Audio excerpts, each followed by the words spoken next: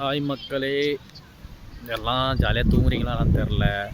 நேற்றுலேருந்து தூக்கமே வரல, ரொம்ப கஷ்டமாக இருக்குது.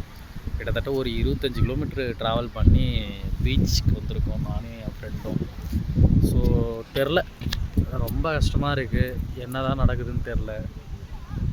தயவு செஞ்சு இங்கே என்ன நடக்குதுன்னு கொஞ்சம் கவனிங்க எல்லோரும். 2,75,00,000 பேரோட வாக்கு இங்கே மதிக்கப்படலை. ஜனநாயகம் இங்கே தோற்கடிக்கப்படுது. எனக்கு வேறு என்ன சொல்கிறதுன்னு தெரில. ப்ளீஸ் தயவு செஞ்சு, நாங்கள் கஷ்டப்பட்டு தேர்ந்தெடுத்துருக்கோம். கஷ்டப்பட்டு ஒரு மனுஷனை அவ்வளோ அடி அடிச்சிங்க. எல்லாத்தையும் தாங்கிட்டு அமைதியாக இருந்தோம்.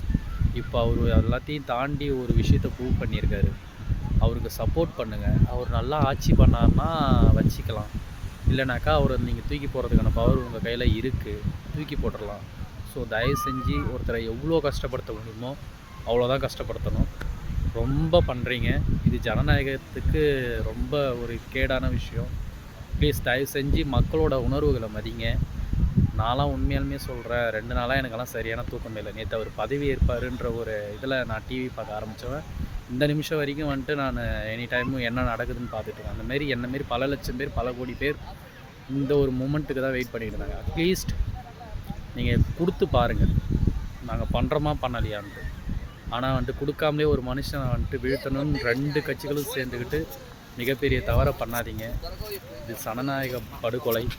ஸோ தயவு செஞ்சு மக்களே கொஞ்சம் பாருங்கள், எல்லாத்தையும் பார்த்துக்கோங்க இங்கே என்ன நடக்குதுன்னு. எனக்கு இதுக்கு மேலே என்ன சொல்கிறதுன்னு தெரில. எவ்வளோடா அடிப்பீங்க? எவ்வளோ தான் அடிப்பீங்க? அவரும் மனுஷன்தான்டா. அவர் என்னடா பண்ண வந்துட்டார்? மக்களுக்கு நல்லது செய்யணும்னு வந்தார். அவரை தயவு செஞ்சு கொஞ்சமாச்சு நிம்மதியாக விடுங்களா. வந்தது ஒரு குத்தமாடா? இதுதான் திராவிட மாடலா? இதுதான் உங்களோட அரசா? நீங்கள் அப்போ பதவி வேணும்னா நீங்கள் எது வேணால் பண்ணுவீங்க, எவனை வேணால் இது பண்ணுவீங்க. நாங்களாம் இப்போ பைத்தியக்காரனுங்களாடா? மக்கள்லாம் பைத்தியமா? மென்டலா? சொல்லு. எங்களை எதுக்குடா அந்த மாதிரி? நாங்கள் தேர்ந்தெடுத்துட்டோம்ல, எங்களுக்கான வாய்ப்பை கொடுக்க வேண்டியதானே. என்ன சொல்கிறதுனே தெரில. அங்கே பாருங்கள், அங்கே அவனும் ஒரு புத்தம் பைத்தியம் மாரி உட்காந்துருக்கான். நானும் இங்கே பைத்தியம் மாரி உட்காந்துருக்கேன், நடந்துகிட்ருக்கேன். ஏன் பீச்சுக்கு வந்தனே தெரில. ஸோ அந்தளவுக்கு தான் டிப்ரெஷனில் இருக்கும். என்னமாரி பல லட்சம் பேர் இருப்பாங்கன்னு தெரியும்.